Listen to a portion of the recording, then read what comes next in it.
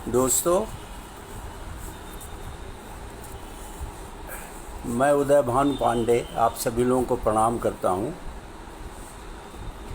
और जन सुलभ पुस्तकालय के मंच से आज मैं अपनी कहानी उड़ गई हंसनी का पाठ करना चाहूँगा।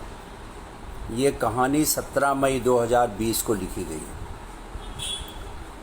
मैं अपनी बात एक साहित्यिक संस्मरण से शुरू करना चाहूँगा। किसी ने मोपासा से पूछा कि आप हमेशा बुरी स्त्रियों की कहानियाँ क्यों लिखते हैं? आपकी कहानियाँ बुरी स्त्रियों से भरी अटी पड़ी है। तो उन्होंने कहा कि ये बताइए कि यदि बुरी स्त्रियाँ ना होती तो देश में कोई कहानी बनती? मित्रों, मैं जहाँ तक शिल्प का सवाल है, मेरा ये मानना है कि हम जो हिंदी के कहानीकार हैं, ना तो मोपासा की नकल कर सकते हैं और ना ही एंटन चेखव की। मेरा जो पहला कहानी संग्रह 1989 में वाणी प्रकाशन दिल्ली से आया था, जब उसकी पांडुलिपि तैयार की तो मुझे लगा कि ये सारी बुरी स्त्रियों की कहानियाँ मैंने लिख डाली हैं। उसके बाद जब दूसरा संग्रह आया तो उसमें अधिकांश स्त्रियाँ अच्छी थीं। मेरा ये मानना है कि लेखक यथार्थ को ध्यान में रखे, लेकिन उसके साथ साथ इस तरह का साहित्य न लिखे कि ज़िंदगी से सारी आशाएं समाप्त हो जाएं। तो उड़ गई हंसनी कहानी दाम्पत्य जीवन के एक उज्ज्वल पक्ष को लेकर है और पति पत्नी के संबंधों पर अपने ढंग से मैंने नए ढंग से उस पर प्रकाश डालने की कोशिश की है। तो अब पढ़ता हूँ मैं कहानी उड़ गई हंसनी। नायिका स्वयं अपनी कहानी कहती मैं शैली में, और ड्रामेटिक मोनोलॉग वाली शैली इसमें भी है। आज के दिन मैंने महसूसा कि सूरज कुछ अजीब तरह से उगा था। ब्रह्म वेला में घटाठोप अंधेरा था और बादल खूब गरज रहे थे। सौमित्र आज ग्राउंड फ्लोर के मास्टर बेडरूम में ही सोए थे। फिर हवाएं खूब ज़ोर ज़ोर से बहने लगीं और बादल धीरे धीरे छंट गए और मुझे थोड़ी निराशा हुई। अगर खूब झमझमुआ बरसात होती तो मैं गुनगुनाना शुरू कर देती, सैया से हो गई मुलाकात कदम तले, तन भी भीगा मन भी भीगा, ऐसी थी बरसात। लेकिन थोड़ी ही देर बाद सूरज बादलों को चीर कर निकल आया। मैं ब्रश करने के बाद बेड टी खुद बना लाई और सौमित्र को हल्के से छुआ। मुझे इस बात का एहसास हुआ कि आज उनका शरीर बड़ा उदास है। 51 के मेरे पति अभी भी ऊर्जावान हैं और उनकी हर हरकत ये बताती है कि उनका यौवन अभी तक उठान पर ही है। लेकिन आज उनके शरीर में थोड़ी मुर्दनी सी लगी। जब मैंने उन्हें छुआ, उन्होंने मेरे स्पर्श का उत्तर ऐसे दिया जैसे उन्हें मेरा सहारा चाहिए। वे उठकर बाथरूम गए और लौटे तो कहा मुझे चाय नहीं चाहिए। ये मेरे आश्चर्य का तीसरा आयाम था।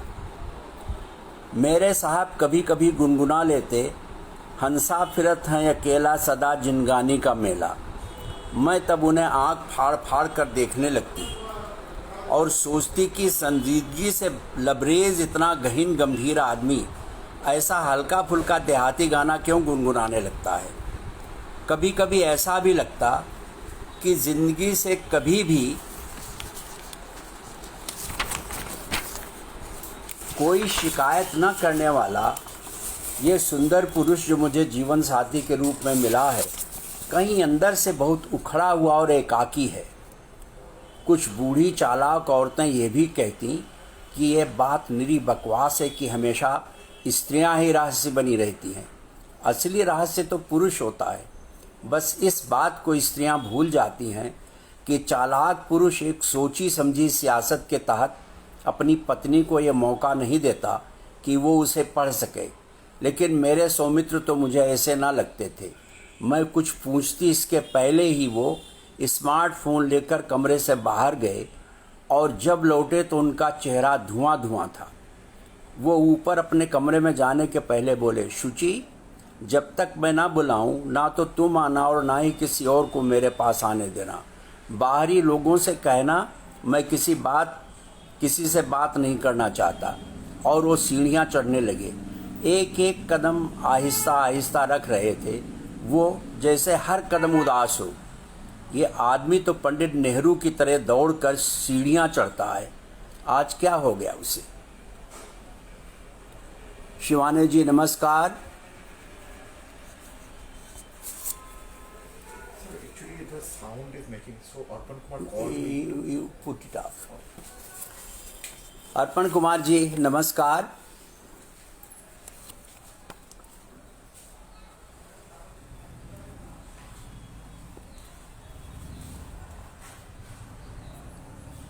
एक एक कदम आहिस्ता आहिस्ता रख रहे थे वो, जैसे हर कदम उदास हो। ये आदमी तो पंडित नेहरू की तरह दौड़कर सीढ़ियाँ चढ़ता है, आज क्या हो गया उसे। मैंने कूल बाई से कहा, देखो साहब का मूड आज ख़राब है, ऊपर मत जाना और कोई जाना चाहे तो मना कर देना। फ़ोन आने पर बताना कि सर घर के बाहर हैं। फिर मैं नहाकर थोड़ी देर तक योगासन करती रही। मन में एक अजीब बेचैनी तारी थी। मैं प्रश्नाकुल पत्नियों में नहीं हूँ। शायद यही कारण है कि सौमित्र मेरी साधारणता को भी असाधारणता मानते हैं और हम लोगों, खासकर मुझे, ज़िंदगी से कोई शिकायत नहीं। मैंने कूल बाई से नाश्ता बनाने के लिए कहा और ऊपर चली गई। सौमित्र शवासन में लेटे हुए थे और उनके कपड़े भी अजीब थे। उन्होंने आज धोती कुर्ता पहन रखा था। कमरे में कोई हल्की खुशबू वाली अगरबत्ती जल रही थी। मैं जाकर उनके सिरहाने बैठ गई और बालों में उंगलियां धंसा दी। उन्होंने करवट बदली और मेरी गोद में सर रख लिया। लगा कि उनका शरीर अब पूरी तरह जागा हुआ और पहले से ज़्यादा उदास है। यह सौमित्र का नया रूप था। जब पति पत्नियों के पारस्परिक संबंधों की चर्चा चलती, वे शेक्सपियर की इन पंक्तियों को पढ़ने लगते थे। When love begins to sicken and decay, it useth an enforced ceremony. There are no tricks in plain and simple faith, but hollow men, like horses hot at hand, make gallant show and promise of their mettle. जब प्रेम बीमार और धीरे धीरे क्षयग्रस्त होने लगता है, तब वो बलात् अनुष्ठान औपचारिकताओं का लबादा ओढ़ लेता है। मैंने अपने अपेक्षाकृत सुदीर्घ वैवाहिक जीवन में अपने पति को प्रदर्शन, प्रियता और मिथ्याडंबर से मुक्त देखा है। बस वो सुस्वाद भोजन और अच्छे वस्त्रों के शौकीन हैं, लेकिन उसमें भी पूरी सादगी है।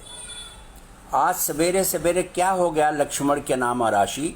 रात भर तो नाक बजाकर सोते रहे, लेकिन बेड टी भी नहीं लिया और फिर अचानक मुझ पर इतना प्यार कैसे उमड़ हंसनी उड़ गई शुचि। उन्होंने आज एक नई भाषा और नए अंदाज का इस्तेमाल किया। ये कहकर उन्होंने अपना सर मेरी ओर सरका लिया। मैं मंत्रमुग्ध सी हो गई। मेरे मन में आया कि कह दूं कि हंसा तो जिंदगानी के मेले में अकेला रहता आया है, फिर हंसनी के उड़ जाने का गिला शिकवा कैसा। लेकिन मैं संभल गई। उनका लहजा इतना शाइस्तगी भरा था कि उनसे लाइट टोन में बात करना लगभग असंभव था। क्या हुआ? क्या कोई बुरी खबर है? इतना विचलित तो आपको कभी नहीं देखा। अब वो पेट के बल लेट गए और मुझे लगा मेरी जांघ आंसुओं से तर हो रही है। अब खुलकर बताइए, वो चाहे जो हो, मेरा कोई दुश्मन ही क्यों ना हो, मैं आपका दुख बांटूंगी। मैंने पूरे विश्वास के साथ सौमित्र को आश्वस्त किया। मेरी एक दोस्त थी, कल रात 12 बजे बर्मिंघम में। वो कितनी उम्र थी? क्या हुआ था उन्हें? मुझसे 9 साल छोटी। बोन कैंसर था। पहले से किसी को नहीं बताया था, मुझे भी नहीं। ये तो हृदय विदारक है। केवल 42 साल की उम्र। बच्चे बेचारे बिना माँ के इतनी लंबी उम्र कैसे बिताएंगे। केवल एक लड़की है, अपने आयुष से 4 साल छोटी। नहा कर आती हूँ, फिर चाय पी लीजिएगा, फिर दोनों मंदिर चलेंगे हंसनी की आत्मा की शांति के लिए प्रार्थना करने। मैं तैयार हो गई, लेकिन सौमित्र ने लाख कहने पर भी चाय नहीं ली। कार से घर के पास के मंदिर का रास्ता मुश्किल से 7-8 मिनट का था, लेकिन आज वो मुझे शहर से 20 किलोमीटर दूर एक शिव मंदिर में ले गए। एक सांवले से नेपाली सन्यासी ने बड़ी सादगी से पूजा कराई। उनके संस्कृत श्लोकों का उच्चारण अजीब था, लेकिन उनकी श्रद्धा भक्ति सराहनीय थी। मैं मंदिर में मत्था टेक कर पहले निकल आई, ताकि मेरे स्वामी को अपनी प्रेयसी का नाम बताने में कोई संकोच न हो। आज सौमित्र ने उपवास किया और पानी के अतिरिक्त कुछ और नहीं लिया। वे अतिशय जिज्ञासा से चिढ़ते हैं, ये जानकर कि मैंने उनसे हंसनी के बारे में ज़्यादा सवाल नहीं किए। मैं उन नारियों में हूँ जो अति प्रश्न पूछने के पक्ष में नहीं होती हैं, किंतु लक्ष्मण के नामा राशि ने हंसनी के साथ जिस अफेयर की चर्चा की, वो सब कुछ साधारण सामान्य सा दिखता था, केवल 2 मायनों में असाधारण था। उस ज़माने में प्रेम दबे पांव आहिस्तगी के साथ चलकर आता था और बीमार बीमार सा दिखता था। सौमित्र ने बताया था, दोनों परिवार खाते पीते थे और धन संपदा के लिए उन्हें आंख मूंद कर भागने की ज़रूरत नहीं थी। दोनों परिवारों में महत्वाकांक्षा के नाम पर वितृष्णा सी थी और दान दहेज को लेकर कोई चकचक नहीं होने वाली थी। दोनों परिवार समाज में समादृत थे और शिक्षा के बावजूद वह अंग्रेज़ों की भोड़ी नकल नहीं करते थे। बस दोनों परिवारों में एक अंतर था। हंसनी के परिवार में उसके पिता केवल 2 भाई थे और बहन कोई नहीं। उसके बाबूजी के छोटे भाई ने शादी के तुरंत बाद बंटवारा कर लिया था और संयुक्त परिवार के लिए उन लोगों के दिल में अधिक सम्मान न था। वह दोनों भाई और उनके परिवार एक दूसरे को बहुत चाहते थे, लेकिन ये मान कर चलते थे कि बंटवारा तो होना ही है, लिहाजा रिश्ते बिगड़े इसके पहले दोनों भाई अलग हो जाएं, ये बेहतर है। इसीलिए हंसनी के बाबा जी ने अपने दोनों बेटों के लिए 2 अलग अलग कोठियां बनवा दी थी और गांव का भी पार्टीशन कर दिया था। इधर मेरे घर में मेरे पापा के 3 भाई और 1 बहन को मिलाकर 4 परिवार थे और गांव का बंटवारा भी कर दिया गया था, लेकिन शहर में एक बड़ी सी कोठी में सब लोग एक साथ रहते थे। जब रिश्तेदार भी आ जाते तो लगता किसी उत्सव का माहौल है। हंसनी को मेरे भतीजे बहुत प्यारे लगते थे और जब मैं किसी भतीजे को हंसनी के घर ले जाता, वो निहाल हो जाती। उसने उनके नाम भी रख छोड़े थे, आर्य मेहर, रॉयल स्कॉट, जर्मन प्रिंस और आयरिश ड्यूक। सौमित्र दद्दा, आपके इन चारों भतीजों की आंखें ठीक आपकी तरह हैं। ये कमबख्त तो अभी से बिजलियां गिराते हैं, जब बालिग हो जाएंगे लड़कियां इनके लिए सर फुटव्वल करेंगी। ये आपकी तरह शरीफ होने वाले नहीं हैं। ये जिस शहर में जाएंगे वहीं इनकी माशूकाएँ रहेंगी। खुदा कसम 15 साल पूरे होते होते आपके भतीजे पागल कर देंगे लड़कियों को, वो कहती और ईश्वर स्वर्ग में बैठा मुस्कराता रहता। 20वीं सदी का ये प्रेमाख्यान मैं अपने पति के मुंह से सुन रही थी। ईश्वर स्वर्ग में बैठा मुस्कराता रहता, ये कैसे संभव हुआ? मैंने टोका।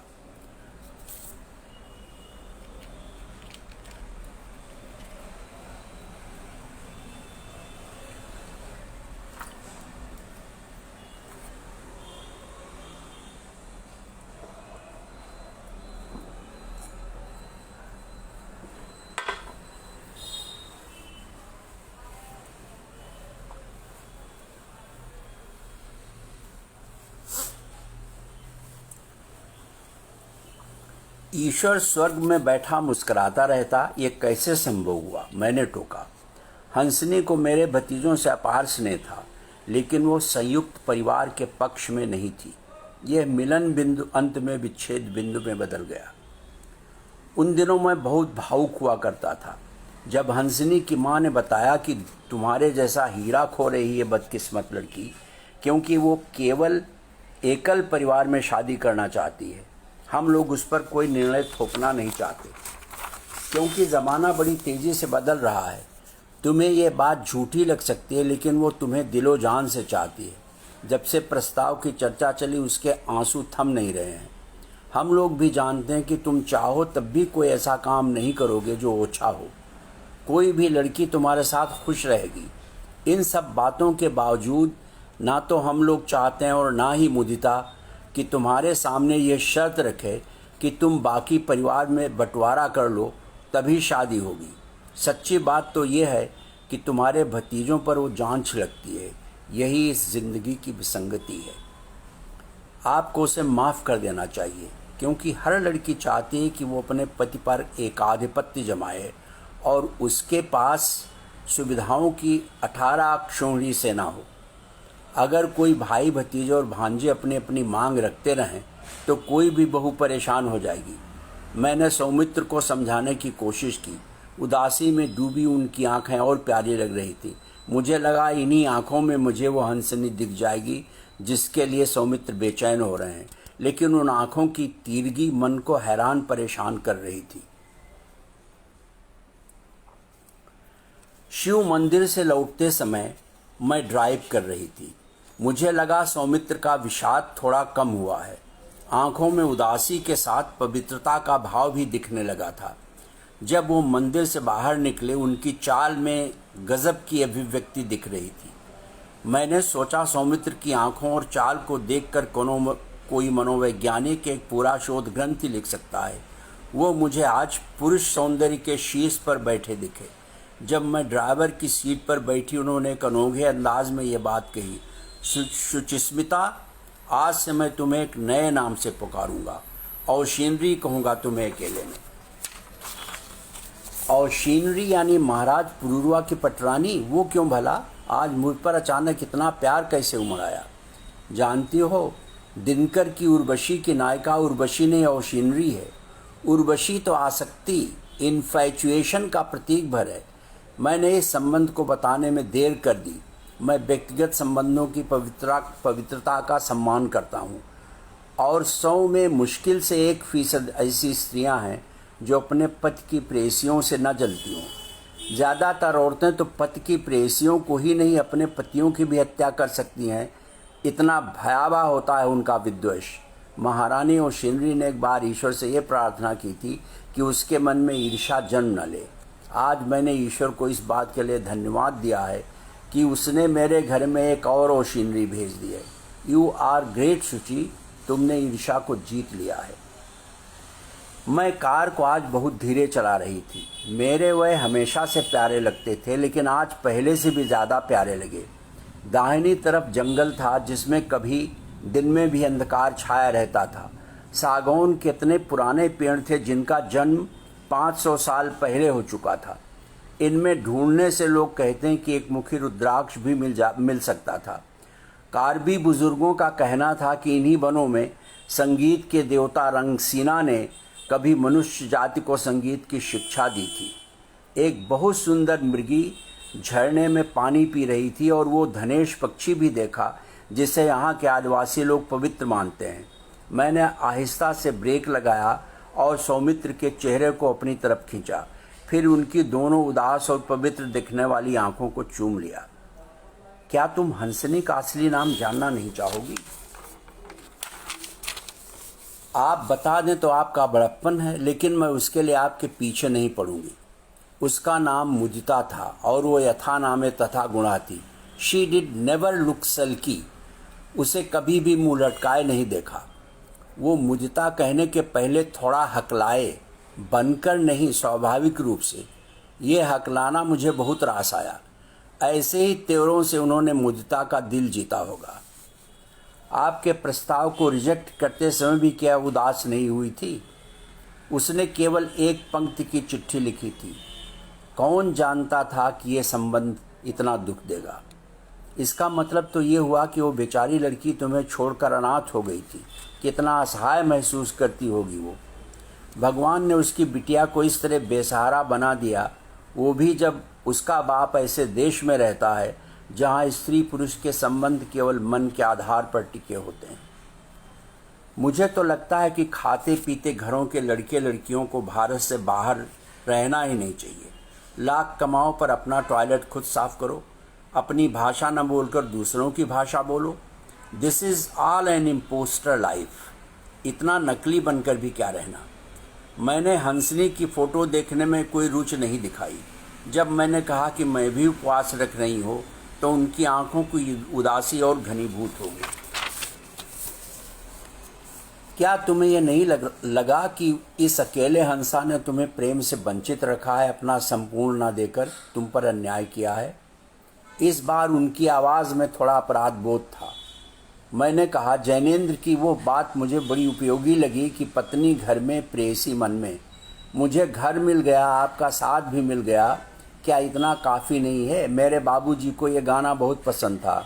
बहुत दिया देने वाले ने फिर भी आंचल ही न समाए तो क्या करिए। मुझे आपसे या ज़िंदगी से कोई शिकायत नहीं। उस रात मैंने थोड़े फल खाए, लेकिन सौमित्र ने पानी के अतिरिक्त कुछ भी न छुआ।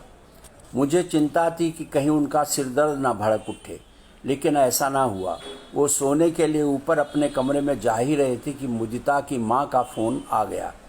क्या आप सुचिस्मिता जी बोल रही हैं? जी हाँ, नमस्कार। आप कौन साहिबा? मैं सौमित्र जी की चाची शांता माथुर। बेटी ज़रा भतीजे से बात करा दीजिए प्लीज़। सौमित्र ने बात शुरू की। इस बात में न अधिक विषाद था और न ही भावनाओं का अश्लील प्रदर्शन।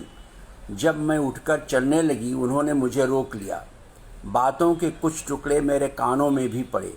फिर सौमित्र ने फ़ोन का वॉल्यूम बढ़ा दिया। अब मैं माथुर आंटी की पूरी बात सुन रही थी।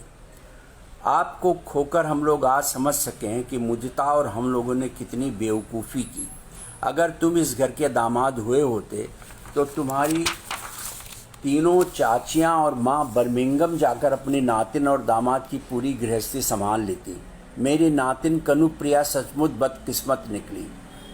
सहसा मैंने अपने पति के हाथों से फ़ोन ले लिया और उनके बालों को सहलाती हुई बोली, सारी चाची जी, हम लोगों को सूचना मिल गई थी आपके भतीजे ने आज दिन भर उपवास रखकर प्रार्थना की है। इस समय वो प्रकृतिस्थ नहीं है। फिर बात कराऊंगी, ईश्वर आप लोगों को धैर्य दे। उसके बाद दूसरा दिन भी आया और बहुत दिन बीत गए। मुझे हंसनी का उड़ जाना बहुत दुखदायी लगा, लेकिन मेरे प्रति सौमित्र का प्यार बढ़ता ही गया। मैं प्रायः माथुर आंटी से बात करने लगी। एक दिन जब नाश्ते की मेज़ पर माथुर लोगों की बात चली, सौमित्र का टोन बदला हुआ था। ये लोग बहुत सम्माननीय हैं, लेकिन ये नहीं जानते कि ज़िंदगी जोड़ गांठ के बल पर नहीं चलती। मुझे तो मुदिता की बिटिया की फिक्र हो आई है। महेश दर्पण जी नमस्कार। सभी मित्रों का नमस्कार जिन्होंने कहानी सुनी। रंगसीना देवता की मैंने चर्चा की। कार्बी हिंदुओं में रंगसीना ऐसा देवता है जो पृथ्वी के लोगों को संगीत सिखाने आता है। जैसे सरस्वती विद्या के अधिष्ठात्री हैं, तो रंगसीना उसी टाइप का है। और मैं सोचता हूँ कोई प्रश्न तो नहीं पूछने वाला है। अगर कोई प्रश्न पूछना चाहे तो उसका स्वागत है।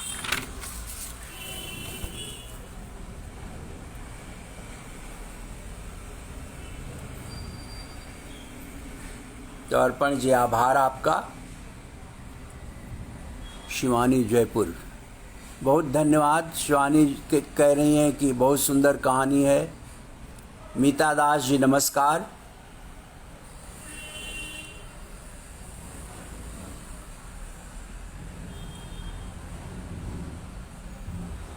तो मित्रों, आप सभी लोगों को धन्यवाद है। जनसुलभ पुस्तकालय और अर्पण जी को भी धन्यवाद है। मुझे अवसर दिया गया। शायद ये मेरी 5वीं कहानी थी जिसे मैंने पढ़ा है।